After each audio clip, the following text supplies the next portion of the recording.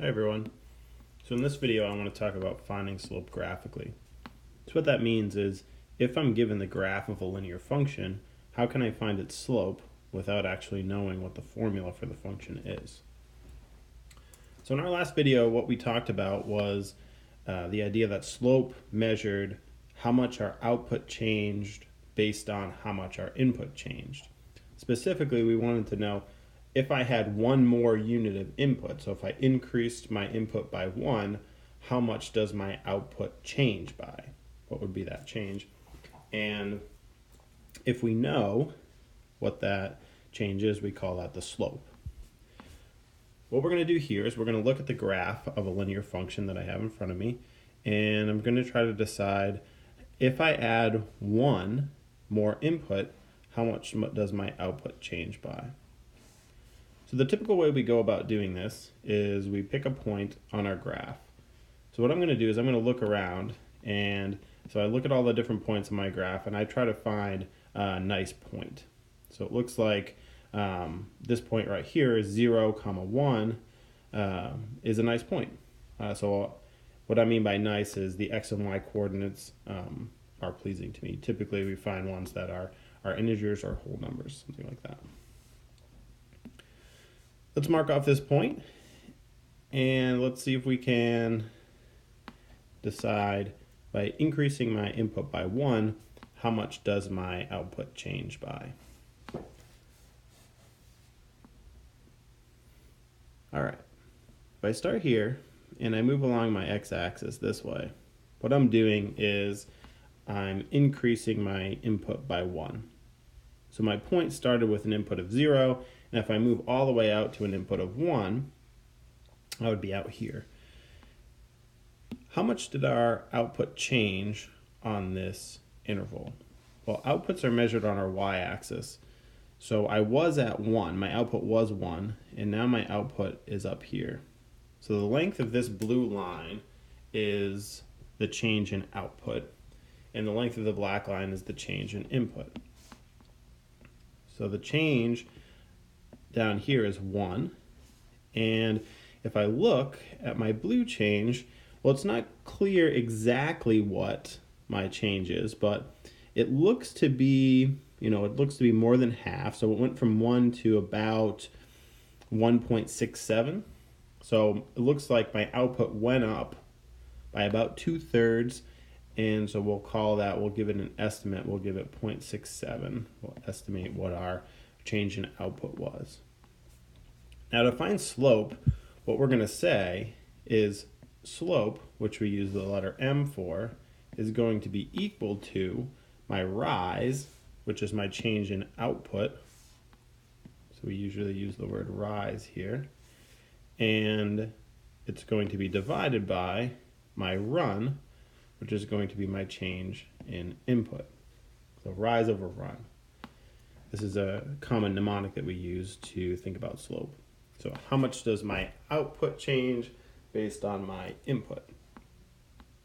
And if we put in our values, what we see is that we have a change of 1 in our denominator. That was our change in input. And our change in output was 0.67. And so 0.67 divided by 1 would be equal to 0.67. Okay, so this is our first attempt at trying to figure out what the slope of this line is. I looked at 1 unit change in input, and I asked how much did my output change, and my estimate was 0.67. So since I'm estimating, whenever I do that, I always ask myself, is there a better way? Is there a better way to figure out what the slope is? And it turns out that there is. So the problem that we ran into in this case was I'm not exactly sure what the coordinates of that point are. I estimated that we would have a change of 0.67 here, but if I could pick, say, maybe another nice point that I actually knew the coordinates of, I could get a better idea of what the slope is. So let's take a step back and let's rethink our approach. So I'm going to erase all of this stuff that we had here, and we're going to start over and see if we can come up with a a better estimate.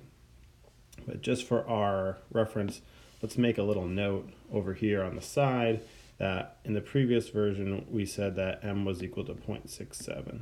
So we'll keep a little note up here in the top left-hand corner, just so we remember. All right, so let's restart. And what I want to do is I'm going to pick a nice point on my graph. I have this one here, 0, 1. And let's look around. Can we find another nice point? So here was 0, 1. If I look around, it looks like, this one would be nice. It's got an output of 2, but I don't know. I'm not exactly sure what the input was. If we keep looking, it looks like this one right here has an input of 3 and also an output of 3. So maybe that's a nice point on my graph. So let's pick that one. I know what the coordinates are. And we have these 2 points here. So I have 0, 1, and I have 3, 3.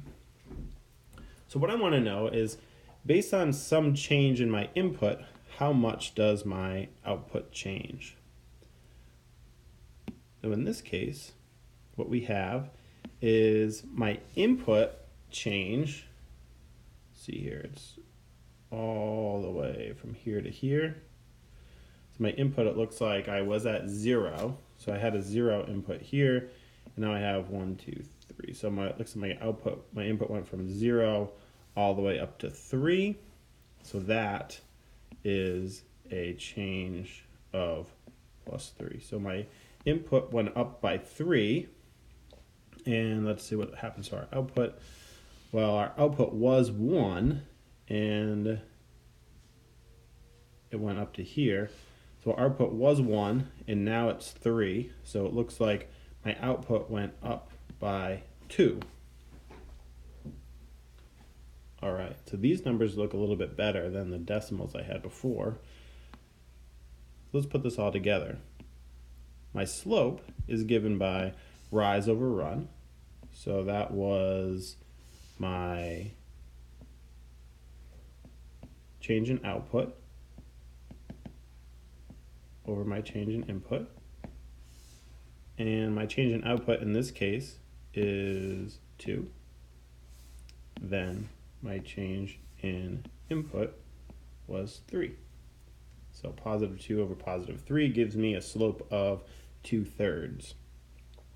So if we come over here and we compare that, m equals 2/3, well, we are familiar with that 2/3 as a fraction. If I turn 2/3 fraction into a decimal, I can approximate that with 0.67.